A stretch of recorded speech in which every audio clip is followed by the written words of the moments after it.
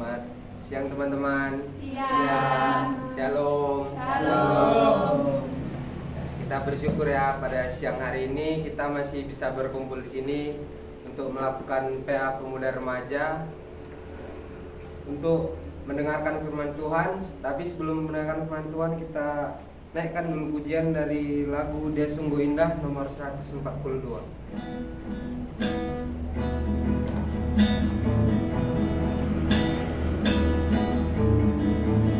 Halaman 26 nomor 142.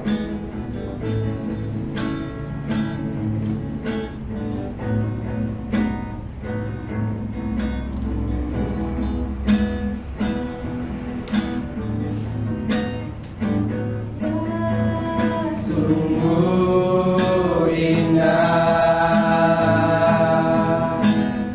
Dia Yesus, Dia ajaib, Dia mulia, Dia agung, Dia cinta daku dan ampuniku, bahkan rela dengan nyawanya untuk selamatkanku.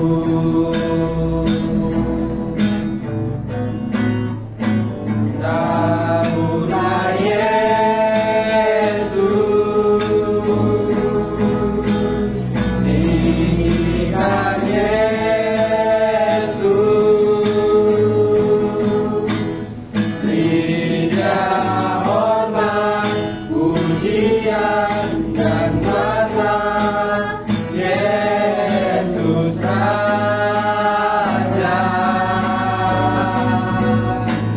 bagi yang mulia, ku angkat tanganku, Kau ku puja, ku cinta, ku sembah. Haleluya. Kita akan menyanyi sekali lagi. Sungguh indah Dia Yesus, Dia ajaib, Dia mulia, Dia agung, Dia cinta daku dan ampuniku, bahkan rela dengan nyawanya untuk selamatkanku.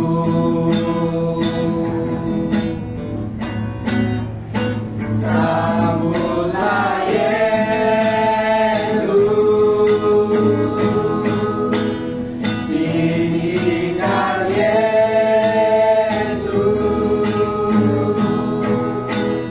beri Dia hormat, pujian dan kuasa. Yesus Raja, bagi yang mulia, ku angkat tanganku, Kau ku puja, ku cinta, ku sembah. Haleluya. Dari lagu ini, lagunya bilang Yesus itu indah, ajaib, mulia dan agung. Karena Dia rela gitu memberikan nyawanya bagi kita.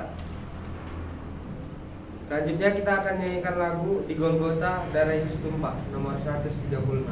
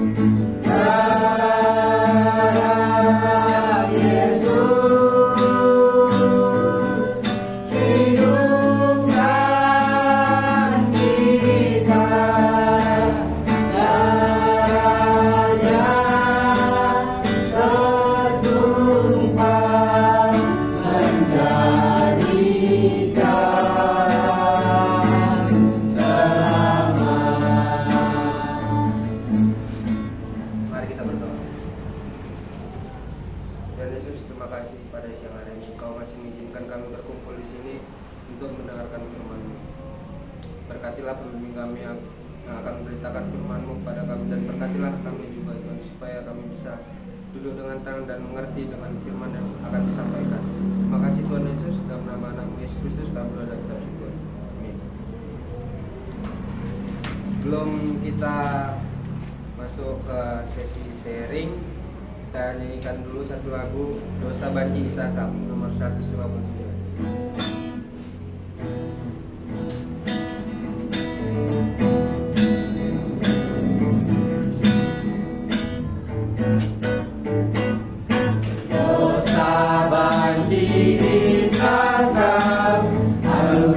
Yesus mencari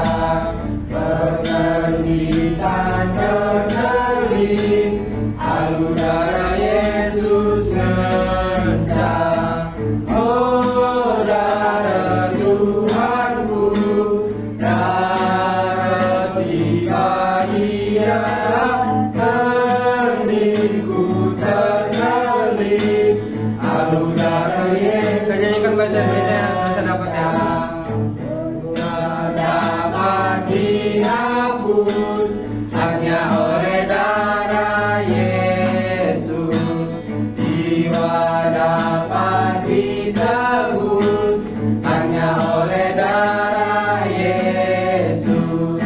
Oh darah yang kudus, darah Sang penebus, jiwaku tertebus hanya oleh darah Yesus.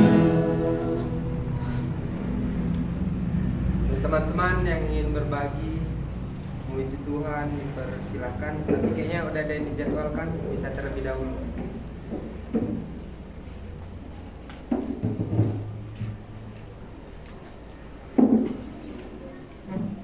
Shalom semuanya.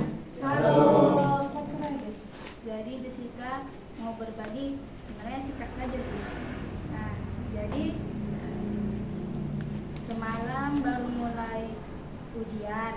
Nah, jadi Jessica kayak malas gitu mau siapkan ujiannya, kayak malas untuk mempersiapkannya karena siap latihan ulangan baru langsung ujian, nggak ada istirahatnya. Orang libur, Jessica sekolah gitu, jadi kayak pengen aja istirahat bentar. Tapi Jessica ditegur oleh firman Tuhan yang dari Amsal 6 ayat 6, hai pemalas, pergilah kepada semut, perhatikanlah lakunya dan jadilah bijak. Di situ Jessica sadar, masa semut lebih rajin daripada Jessica manusia. Semut aja dia mau nyari makannya sendiri, masa Jessica nyari ilmu dari Jessica ke depannya malas. Jadi Jessica langsung bilang sama Tuhan, maafkan Jessica ya Tuhan. Baru Jessica belajar, setelah itu berdoa. Esok harinya Jessica berdoa lagi sebelum mulai ujian. Pas udah ujian, Jessica akhirnya bisa menjawabnya berkat bantuan Tuhan dan usaha Jessica. Itu aja, terima kasih.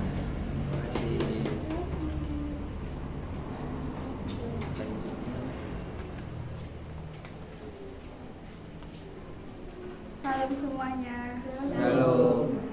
Orang mau berbagi, tanggal 2 kemarin aku mempersiapkan gitu pendaftaran Lydia ke Binjai gitu kan. Karena memang dari dulu hatiku pengen aku adikku ini sekolah ke Binjai gitu. Jadi dia jangan kayak aku di kuala-kuala aja gitu kan. Jadi aku pengen kali dia ke Binjai memang gitu. Satu juga bangga gitu. Aku pribadi gitu lihat Gilbert bisa sekolah ke Binjai gitu ya. Jadi tanggal 2 kemarin mereka pergi ke perpisahan gitu ke Medan, dan di situ tanggal pendaftaran buka gitu SMP Negeri 1 Binjai, semuanya lah SMP Binjai buka pendaftaran gitu. Hanya tanggal 2 sampai tanggal 4. Posisi Langkat dan Kota Binjai itu sangat berbeda peraturannya gitu.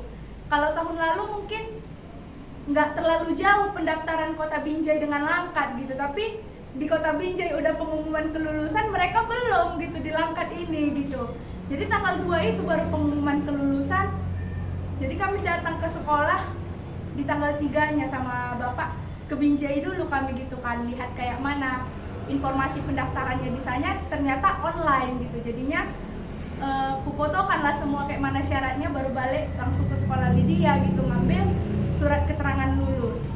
Dan ternyata aku kira surat keterangan lulusnya sudah keluar pada hari itu, karena wali kelasnya bilang tanggal 2 itu udah pengumuman kelulusan gitu.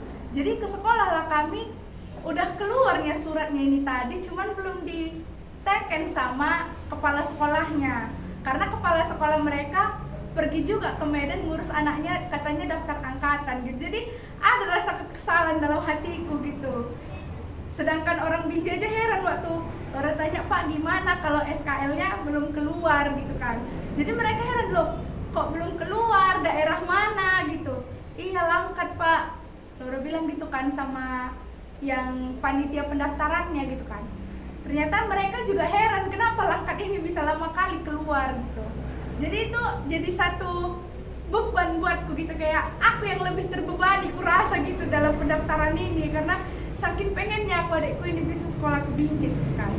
Jadi pulanglah kami tanpa membawa SKL ini tadi gitu, karena kepala sekolahnya juga nggak di situ. Jadi dijanjikan di tanggal 4 paginya, sedangkan tanggal 4 pagi itu walaupun sampai malam, tanggal 4 itu udah terakhir pendaftaran gitu. Jadi pagi-paginya pergilah Bapak sama Lydia ngambil SKL ini tadi gitu. Langsunglah sampai rumah, ku daftarkan Lydia ini tadi gitu kan. Bermasalah webnya, nggak tahu entah kenapa Nissennya tidak ditemukan. Pergi lagi kami ke sekolah gitu, nanya Nissennya ini tadi kayak mana. Ternyata dari sekolahnya bilang, operator mereka bilang tidak ada masalah dalam data Lydia karena dia terdaftar sebagai siswa aktif di negara Indonesia ini gitu ya. Jadi aku kayak mana ini Tuhan gitu. Udah capek dari kemarin kesana kemari, fotokopikan ini itu, buat dokumen lagi online, kayak gini lagi gitu. Kenapa nggak Tuhan izinkan kemarin keluar biar aku bisa daftarnya tengah malam gitu. Karena dari pengalamanku gitu, kayak aku daftar SMA dulu, Gilbert juga daftar SMA, karena online ini banyak, karena web banyak yang make, jadi bisa linknya bermasalah gitu. Kalau tengah malam didaftarkan, kan banyak yang udah tidur gitu, jadi banyak juga yang nggak akan mengakses link itu. Jadi itu mungkin jadi satu kemungkinan bisa terjadi gitu kan. Tapi nggak mungkin lagi bisa tengah malam karena ini udah pendaftaran terakhir tanggal 4 gitu. Jadi aku kesal satu hari ini tuh kayak mau daftar aja susah gitu loh. Jadi akhirnya kami tanya ke sekolah, kemungkinan dibilang, ini kemungkinan yang aku pikirkan juga sama yang guru-gurunya pikirkan, Kabupaten Langkat ini nggak mau muridnya daftar keluar karena SMP di Langkat ini tanggal 23 baru mulai buka pendaftaran gitu, akhir bulan. Sedangkan sedangkan Kota Binjai udah awal bulan itu udah daftar. Sedangkan Lydia cuma bisa daftar kalau nggak jalur prestasi afirmasi. Kan nggak mungkin dia daftar jalur perpindahan orang tua, nggak mungkin. Jalur zonasi juga nggak akan dapat gitu kan. Jadi aku jadi kesal gitu. Dan sampai rumah udah pulang les, di tempat les juga Laura daftar lagi, tetap juga sama, Nissennya bermasalah. Karena ternyata dia masih aktif sebagai siswa di SD negeri sini, belum diluluskan mereka istilahnya gitulah. Dibilang bapak itu sebenarnya bisa saya luluskan, cuman belum ada perintah dari atas. Nanti kalau saya luluskan duluan takutnya jadi bermasalah gitu kan. Karena kan nggak mungkin Lydia diluluskan duluan, kita tahu bapak itu buat kewenangan sendiri untuk hal itu, sementara dia nggak punya perintah dari atasannya gitu. Jadi aku kesal gitu, aku marah gitu sama Tuhan. Kenapa ya Tuhan, mau keluar aja payah gitu, kenapa mau daftar negeri aja susah gitu, dan harus online lagi gitu. Kenapa kayak Tuhan nggak izinkan? Jadi aku sampai rumah waktu cerita-cerita gitu kan, aku nangis jadinya gitu, kayak kesel aku karena nggak bisa daftar gitu. Tapi waktu mama bilang, bapak pun bilang gitu, kok jadi kakak yang nangis, Lydia yang nggak daftar gitu. Karena aku kesel, kayak aku juga ada andil loh untuk hal ini gitu, dan keinginanku memang kayak gitu. Dan dia juga bilang, aku pengen loh kak ke Binjai gitu. Jadi aku semangat gitu karena pendapatku sama pendapat dia sama gitu kan. Tapi dari saat teduh yang minggu lalu itu, waktu mama juga bilang gini, Lazarus aja mati Tuhan izinkan supaya nama Tuhan dimuliakan dalam hal itu. Kenapa kayak aku nggak merasa Tuhan ada dalam hal ini gitu. Jadi kayak keinginanku yang mau di depan, Tuhannya di belakang gitu. Jadi aku kayak pengen, Tuhan pokoknya adikku sekolah di Binjai gitu. Didoakan pun Tuhan pokoknya adikku di Binjai. Aku nggak mau di mana-mana, jangan keluarkan dia dari Binjai gitu. Kalau nggak SMP 1, SMP 2 atau SMP 3 atau 7 gitu. Jangan SMP 10 juga, biar dia nggak masuk ke dalam-dalam gitu kan. Jadi kayak aku yang mengatur Tuhan gitu. Jadi ku ingat kayak mana kematian Lazarus pada waktu itu gitu. Karena mama bilang, kok jadi kakak yang heboh, ada yang nggak daftar gitu. Karena sampai malam itu aku coba lagi tetap nggak bisa, Nissennya tidak ditemukan. Padahal nggak ada masalah, sampai ku cek data dia semua di satuan dinas pendidikan, semuanya ku cek, dari sampai kependudukannya pun ku cek, kartu keluarga pun ku cek, semuanya terdaftar dan tidak ada data yang tidak valid gitu, semuanya sama. Data dia juga dari raport awal sampai akhir juga sama gitu. Jadi ketika mengingat bagaimana Lazarus gitu Tuhan izinkan mati, mungkin waktu itu Marta sama Maria merasa kalau dia tahu itu Tuhan sengaja tidak datang gitu ya, untuk supaya nama Tuhan dimuliakan. Tapi kan mereka nggak tahu kalau pada akhirnya Tuhan juga izinkan Lazarus untuk hidup lagi gitu, untuk Tuhan bangkitkan gitu. Mungkin kalau aku pada waktu itu tahu posisinya saudaraku udah sekarat, Tuhan Yesus sengaja tidak datang supaya memang dia diizinkan untuk mati. Itu sakit hati sebenarnya gitu ya. Kayak aku udah ngomong loh Tuhan, ini saudaraku sekarat. Aku udah ngomong loh Tuhan, ini saudaraku pengen daftar, tapi sengaja Tuhan izinkan itu nggak terjadi gitu. Jadi aku merasa Tuhan mau lihat hatiku, sebenarnya ini yang aku mau. Memang aku yang soknya berdoa bawa sama Tuhan, tapi ternyata keinginanku yang lebih besar untuk hal itu gitu. Jadi dalam hal ini juga aku belajar. Jadi kami masih berdoa sebenarnya kuota untuk jalur bebas itu nanti masih dipantau. Jadi masih berdoa sebenarnya Tuhan tolong supaya jalur bebasnya nanti kalau boleh ada masih kuota yang belum terpenuhi. Jadi masih bisa kami daftarkan dia di sana gitu. Ini yang bisa Allah berikan.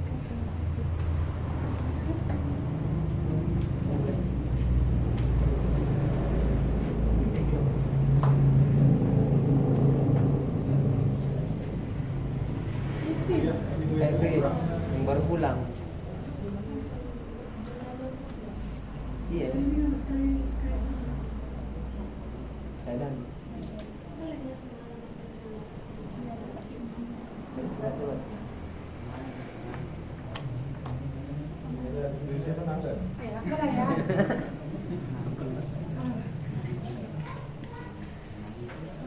Dari saat teduh yang sudah kita sama-sama dengarkan tadi, saya juga banyak diberkati dan banyak juga pertanyaan yang seolah-olah ya maksudnya saya belum dapat jawabannya. Nanti mungkin atau ada yang dengar atau nanti ada juga di antara kita yang bisa jawab, boleh dijawab.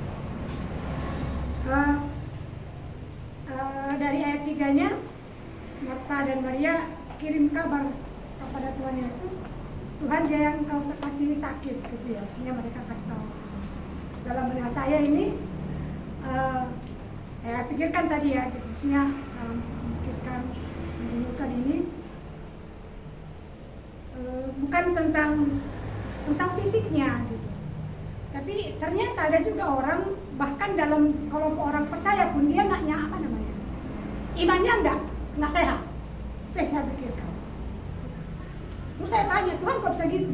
Maksudnya dia dalam kelompok orang percaya tapi dia tidak sehat imannya. Dia tidak nyaman, dia tidak. Itu yang saya pikirkan ya, bukan tubuhnya yang sekarang.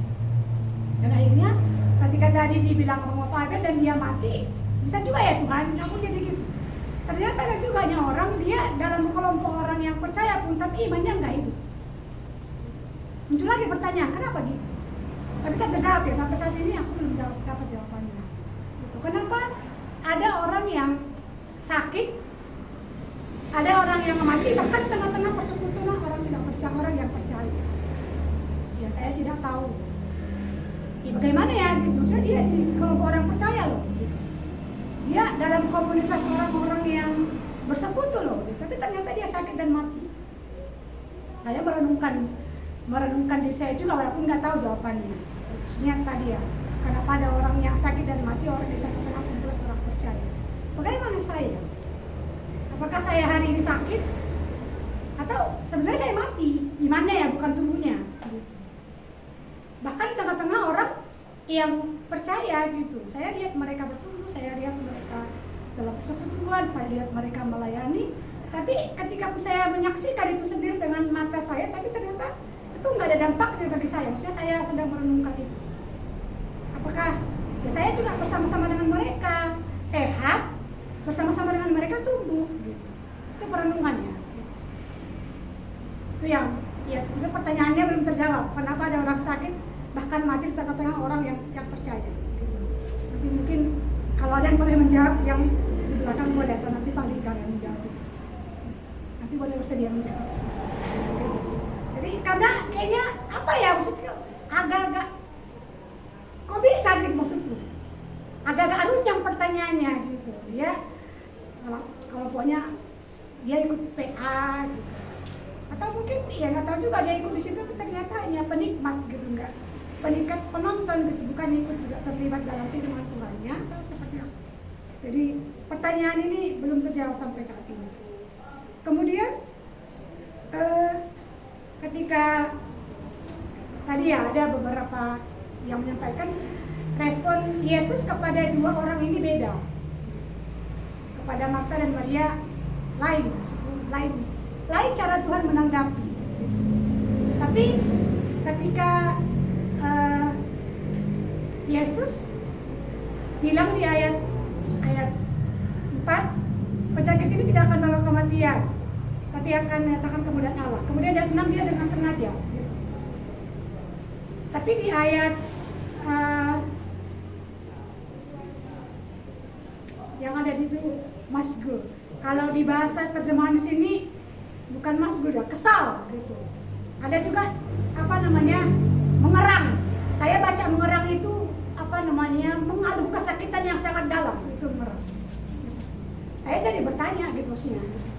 Kalau dari awal Tuhan memang sengaja dia tidak datang di situ, tapi kenapa di sini justru dia akan jadi gitu ya? Maksudnya harusnya biasa aja dong gitu ya. Kan gitu.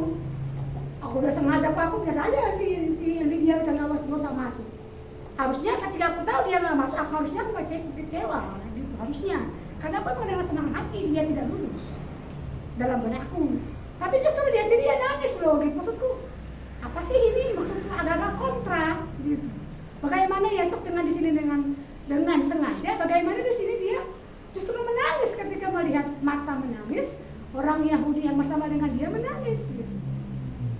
Tapi ya saya lihat responnya ya, bagaimana Marta dan Maria, Yesus punya respon yang berbeda kepada dua orang ini. Saya berpikir, apakah ketika saya berdoa, Tuhan mengerang, maksudnya dia langsung, maksudnya responnya kepada Marta gitulah, kepada Maria gitu. Saya lebih senang bagaimana responnya kepada si Maria ya daripada si Marta. Gitu. Walaupun tadi ya cara Tuhan berbeda-beda, tapi saya lebih senang ketika dia merangkul si Maria gitu. Dia menangis, walaupun nggak banyak kata-katanya. Dia menangis, dia mengerang, dia tadi bahasanya kesal gitu. Kalau di bahasa yang Alkitab yang lama masgul gitu. Tapi saya berpikir seperti apa Tuhan mendengarkan doa saya ketika saya berdoa. Apakah Tuhan terenyuh? Apakah Tuhan responnya seperti kepada si Maria? Atau justru responnya seperti kepada si Marta? Tapi saya pikir itu tergantung bagaimana iman kita ya kepada Tuhan. Kalau kita sujud di hadapan Tuhan, kalau kita tidak terlalu banyak komentar kepada Tuhan, saya pikir Tuhan punya seperti yang dilakukannya kepada Maria. Dia terenyuh, dia mengerang, dia masgul gitu ya. Dia juga ikut menangis. Itu yang saya pikirkan. Tapi bagaimana sikap saya? Apakah saya seperti si Marta atau kepada seperti si Maria? Tadi saya jujur sangat diberkati dengan firman Tuhan ini, walaupun sekali lagi banyak pertanyaan yang agak tidak sinkron gitu ya, menurut saya ya gitu. Mungkin menurut yang lain sinkron wae gitu. Tapi bagi saya agak ya tidak nyambung gitu ya, tempat dengan bagaimana dia menangis. Yang paling penting dari antara semuanya itu ketika terjadi mujizat yang sangat besar, ya nama Tuhan dipermuliakan, itu tujuannya. Terlepas pertanyaan saya terjawab atau tidak, tapi kemudian Tuhan dinyatakan.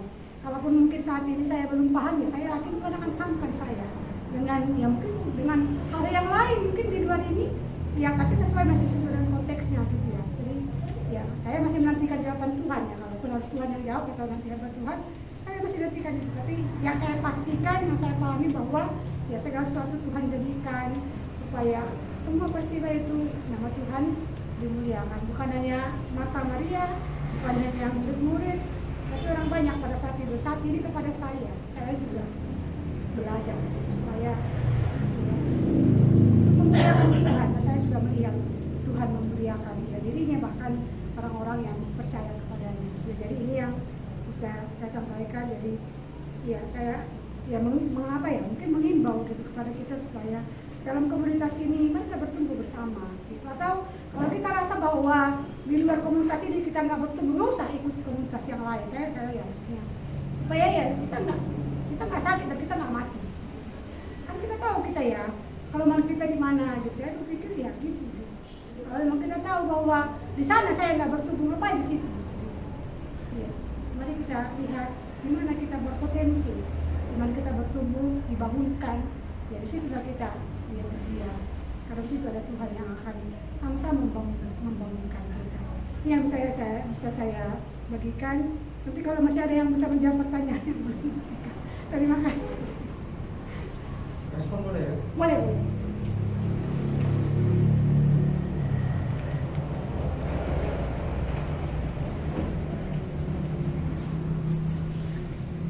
Ya, saya tidak berusaha memberi paham, tapi dari pertanyaan itu muncul pemikiran dalam diri saya. Kenapa dalam komunitas orang percaya itu ada yang sakit bahkan sampai mati?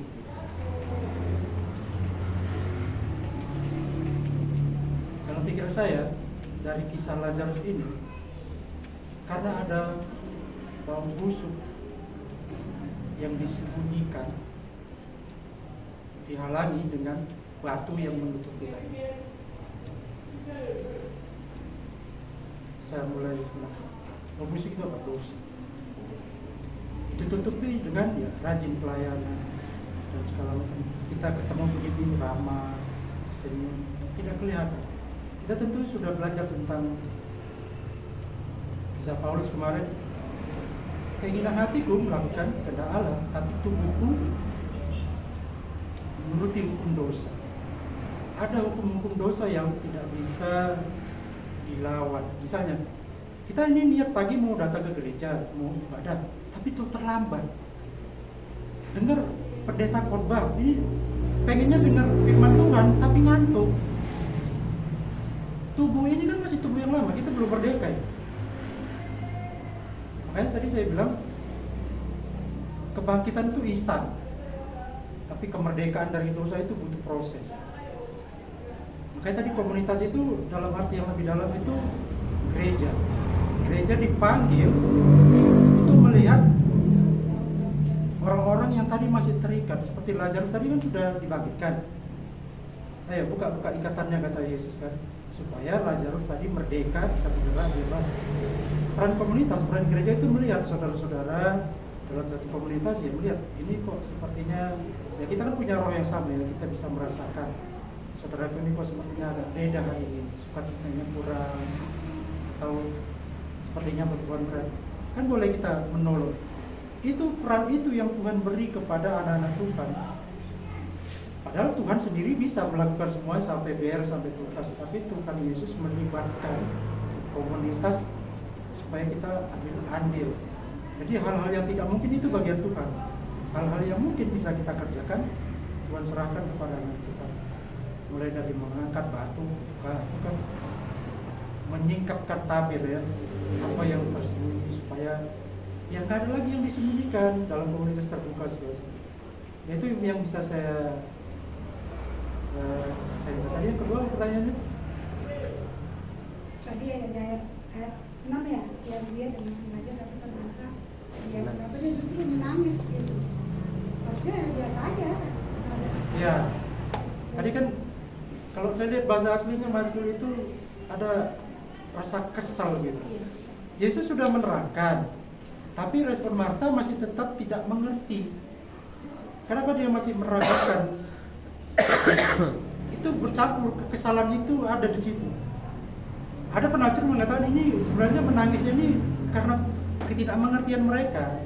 Ya, saya tidak sepenuhnya sependapat, tapi ya ada bagian kalau melihat dari arti kata itu, dari bahasa aslinya begitu. Karena ketidakmengertian mereka, padahal tadi sudah dijelaskan kepada Marta, tapi kok dia nggak ngerti juga gitu. Juga kepada yang lain, orang-orang Yahudi yang ada di situ, bahkan kepada murid-murid sekalian. Itu yang saya terima kasih.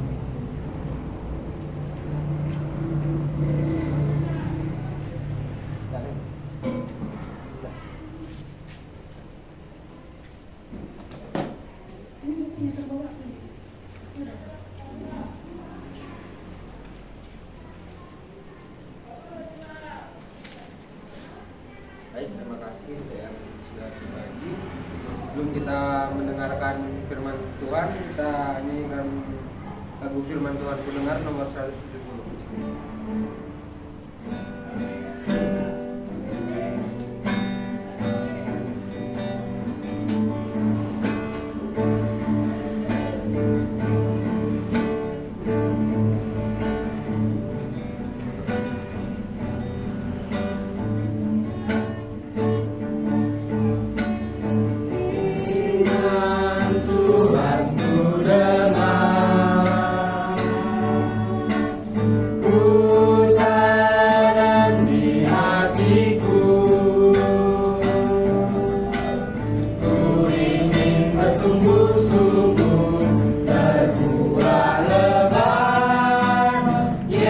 Yesus tolong anakmu.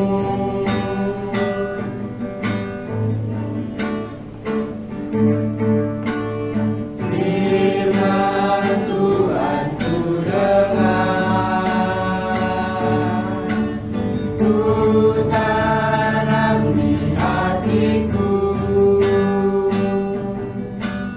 Ku ingin bertumbuh subur, berbuah lebat. Yesus tolong anakmu.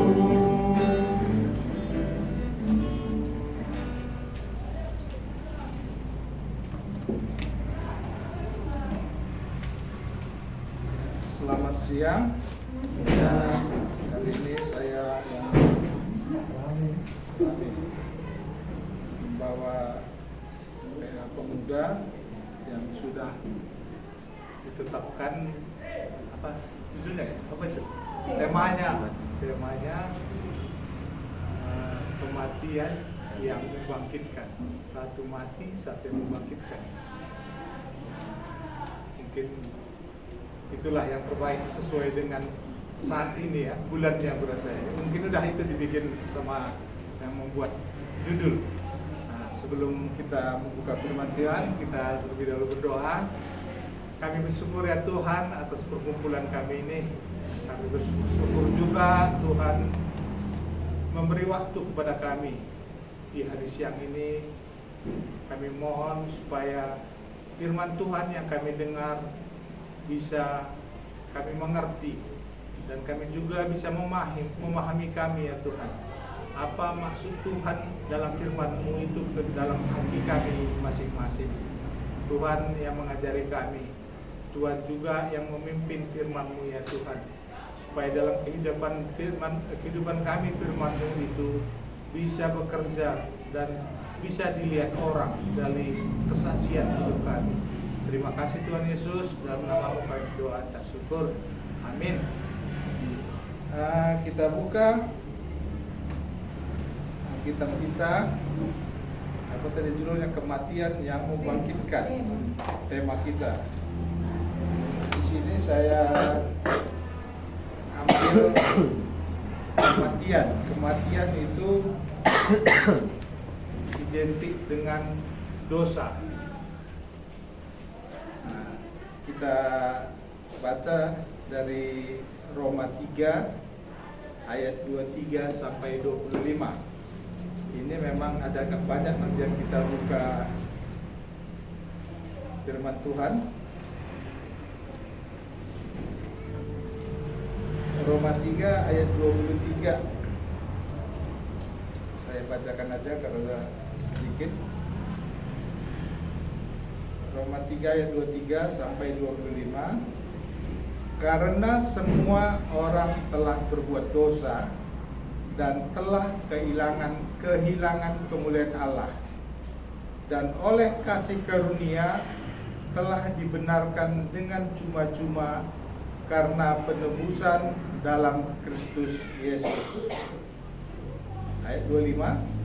Kristus Yesus telah ditentukan Allah menjadi jalan pendamaian karena iman dalam darahnya. Hal ini dibuatnya untuk menunjukkan keadilannya, karena ia telah membiarkan dosa-dosa yang telah terjadi dahulu pada masa kesabarannya. Di ayat 23 tadi kita lihat ya, karena semua orang telah berdosa. Kita melihat review ke belakang di Kejadian, itu dosa Adam ya. Nah, coba kita baca Kejadian 2.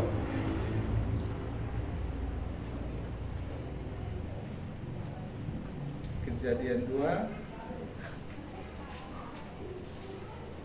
ayat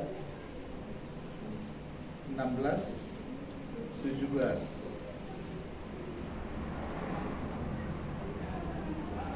Saya bacakan. Kejadian 2 ayat 16. Lalu Tuhan Allah memberi perintah kepada manusia, semua pohon dalam taman ini boleh kau makan buahnya dengan bebas.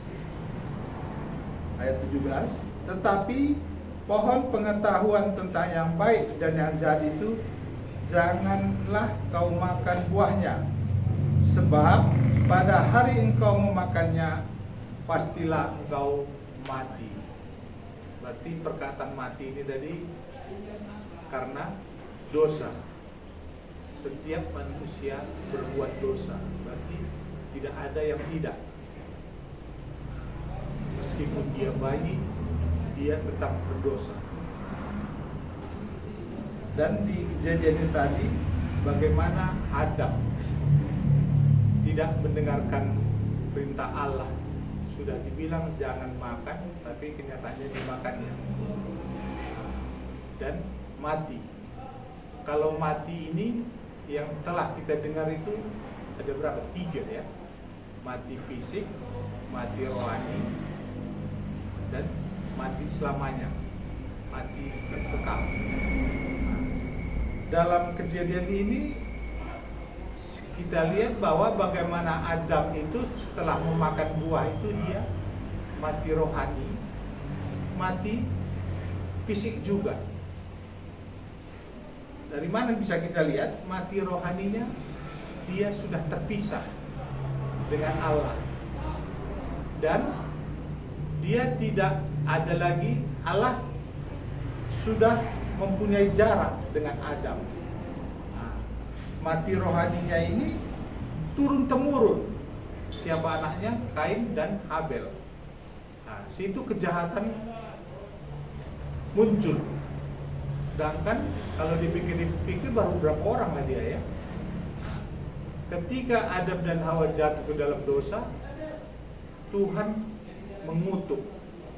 Yang dikutuknya ular dan tanah.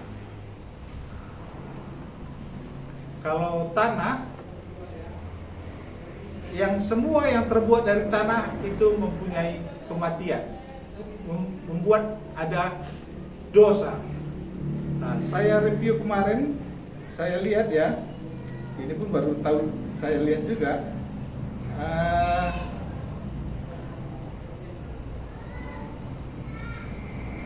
Di kejadian 9, lalu Tuhan Allah menumbuhkan berbagai pohon dan dari bumi yang menarik dan yang baik untuk dimakan buahnya. Dan pohon kehidupan itu bukan salah. Yang Tuhan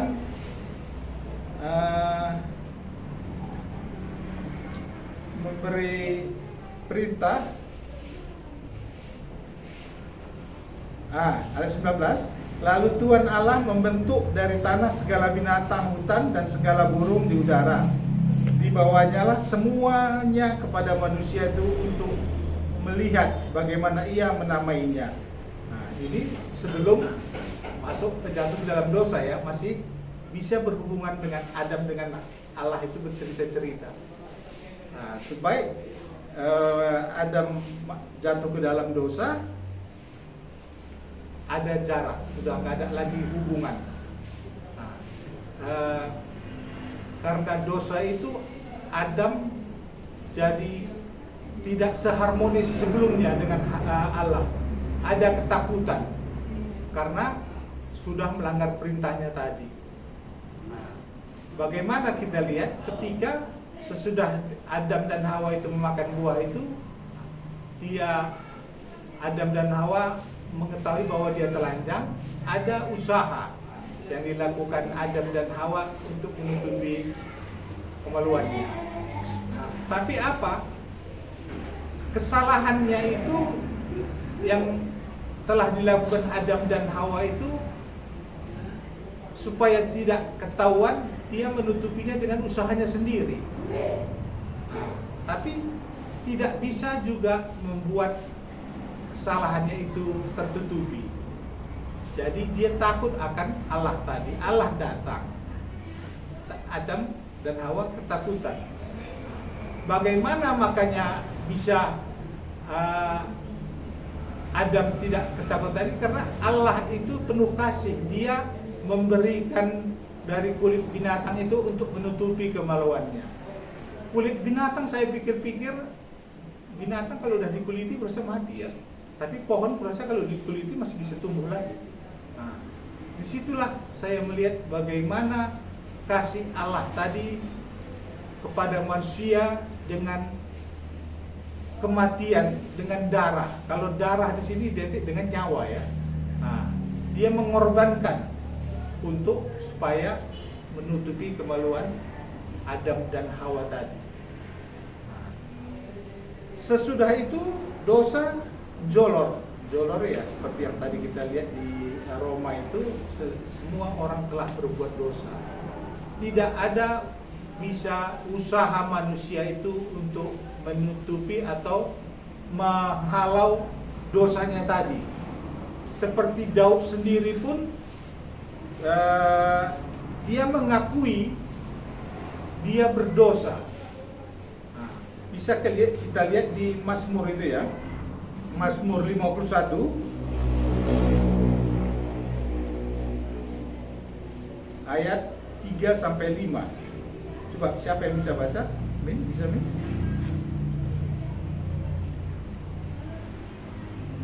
Mazmur 51 3-5.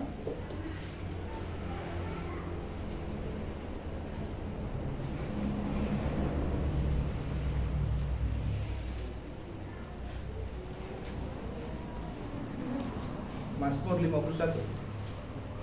Ada dapat? Sama yang lainnya juga bisa menyimak ya.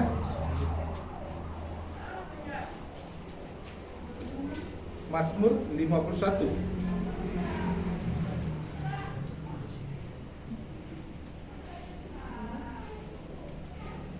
ayat 3-5 ada dapat?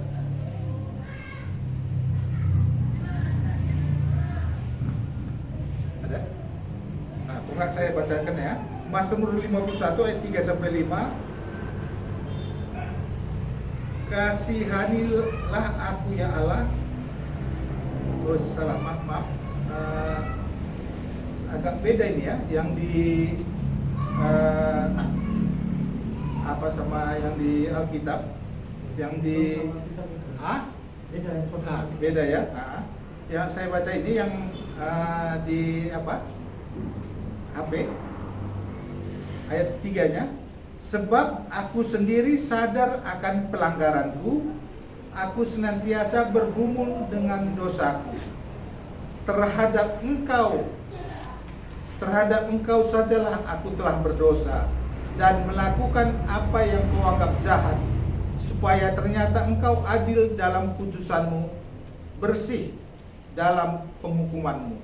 Ayat 5-nya, sesungguhnya dalam kesalahan aku diperanakkan, dalam dosa aku dikandung ibuku. Daud menyatakan di ayat 3, sebab aku sendiri sadar akan pelanggaranku. Nah, itulah bagaimana orang yang berdosa itu. Sebenarnya dia sadar apa yang dilakukannya, tapi dia tidak sanggup untuk tidak melakukannya. Nah, di sini Daud sendiri, kita kan tahu siapa Daud ya. Nah, bagi kita juga, kita sadar setelah kita melakukan kesalahan itu, kita pasti sadar. Cuman kita tidak sanggup. Karena apa? Sudah dibelenggu, sudah dikekang oleh dosa tadi. Nah, dan kita sudah melihat ya bagaimana efek dosa itu tadi. Ya, seperti saya bilang tadi, ular, tanah sudah dikutuk. Nah, dan ujung-ujungnya kita yang dari bahan bakunya pun dari tanah itu sudah kena kutuk. Kematian pasti ada. Bukan sesama kita aja tidak seangkan apa itu maksudnya, tidak semengerti. Ini tadi yang sama binatang aja, yang binatang dibuat Tuhan kan, bikin Tuhan binatang kan dari tanah kan, kasihnya ke Adam, kau bikin namanya ya katanya. Kita aja sama binatang jadi bermusuhan juga kan. Kalau enggak dulu bagaimana dia Adam Hawa ini Adam ini harmonisnya di Taman Eden itu. Sesudah jatuh ke dalam dosa, ya efek ya, seperti saya lihat tadi kesaksian tadi, akibat dosa itu sangat besar, ketidaksanggupan kita. Nah, di sini kita lihat bagaimana macam-macam manusia melakukan supaya dia benar di hadapan Allah. Nah, berbuat baik, ya mungkin dia membantu orang, macamlah itu secara duniawi. Tapi itu tidak membuat Allah itu tetap pada aturannya bahwa akibat dosa adalah kematian. Akibat dosa adalah kematian. Kematian itu harus ditebus. Nah, mati harus ditebus dengan seperti tadi ya, yang di kejadian tadi, bagaimana Allah membuat penutup kemaluan Adam dan Hawa itu dengan kulit binatang. Nah, dan kita lihat juga di Roma 3 ayat 23, balik-balik kita ya. Roma 3 ayat 23. Sudah ada yang tahu biasa ini ya?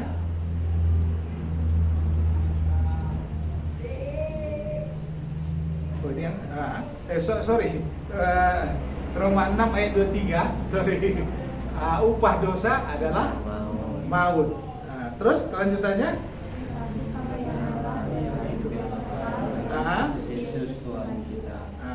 Sebab upah dosa ialah maut, tetapi karunia Allah hidup dan kekal dalam Kristus Yesus.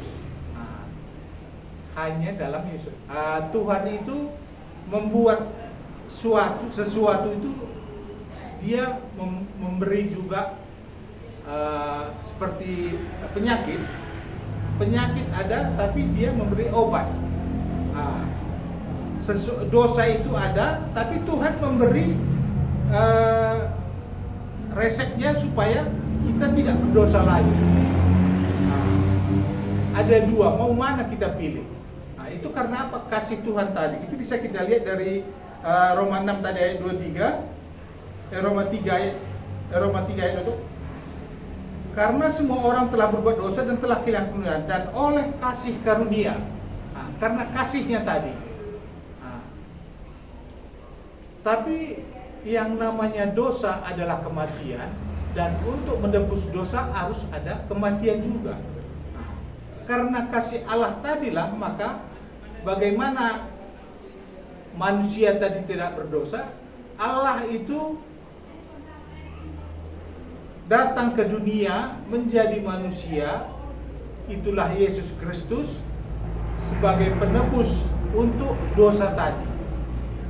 Karena dosa ada kematian dan harus dibayar oleh kematian. Kita lihat ya, di perjanjian lama kan ada gigi ganti gigi, nyawa ganti nyawa, apa kan ada itu ya. Nah, dengan cara itulah satu-satunya jalan yang bisa untuk menebus dosa tadi. Sehingga Tuhan datang ke dalam dunia sebagai Tuhan Yesus Kristus dengan wujud manusia. Dia sebagai jalan satu-satunya. Itu karena apa? Kasih Tuhan tadi. Kasih Tuhan tadi kepada manusia. Dia mengorbankan anaknya, itu Yesus Kristus di kayu salib. Tidak ada jalan lain. Itu karena kasihnya tadilah. Ya sama seperti kita juga. Kalau karena kasihnya kita pada seseorang, pasti apa? Karena ya pasti apa yang dimintanya, berkorban kita kan, karena kasih kita tadi, karena sayangnya tadi kita. Karena sayangnya Tuhan sama manusia supaya tidak jatuh, tidak berdosa, tidak mendapatkan kematian kekal tadi, dia mengorbankan anaknya, yaitu Yesus Kristus. Di mana? Di kayu salib. Sebab karena dibilang upah dosa adalah maut, tapi kasih karunia Allah. Hanya itulah obatnya, kasih karunia. Dengan mengorbankan anaknya.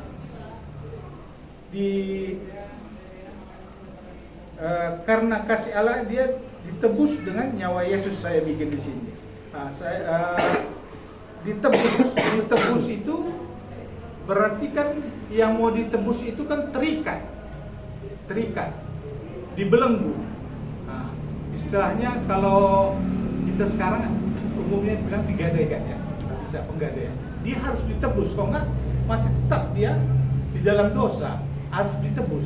Dengan apa? Darah Tuhan Yesus, dengan kematian Yesus di kayu salib itu tadi.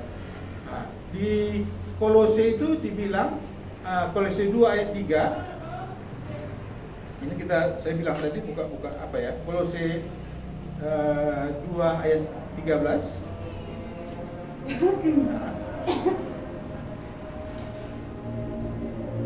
kamu juga meskipun dahulu mati oleh pelanggaranmu dan oleh karena tidak disunat secara lahiriah, telah dihidupkan Allah bersama-sama dengan Dia sesudah Ia mengampuni segala pelanggaran kita. Ayat 14, Kolose 2 tadi ayat 13-14, dengan menghapuskan surat utang. Namanya ditebus, ada utang, berarti ada perjanjian, ada hitam di atas putih lah kalau kita secara dunia sekarang ya. Kalau sudah ditebus, suratnya itu sudah bisa kita buang, tidak berlaku lagi.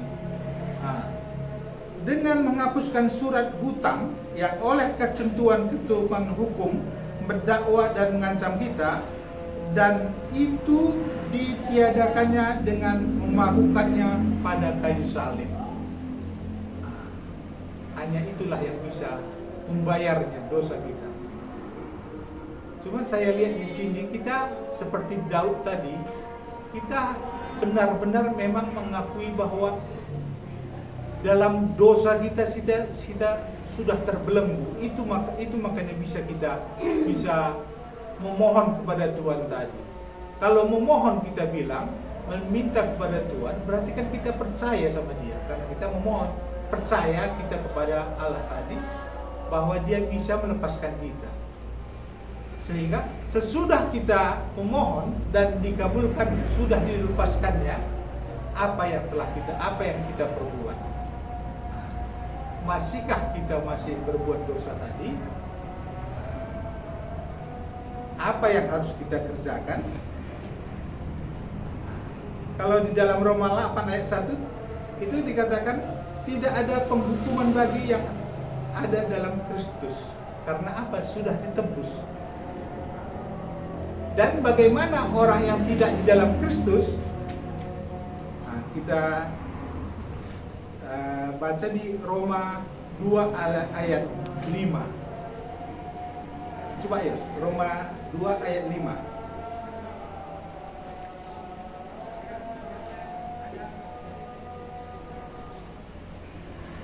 Tapi oleh kekerasan hatimu yang tidak mau bertobat, engkau menimbun murka atas dirimu sendiri pada hari waktu mana murka dan hukuman Allah yang adil akan dinyatakan. Nah, itu bagi orang yang tidak mau bertobat.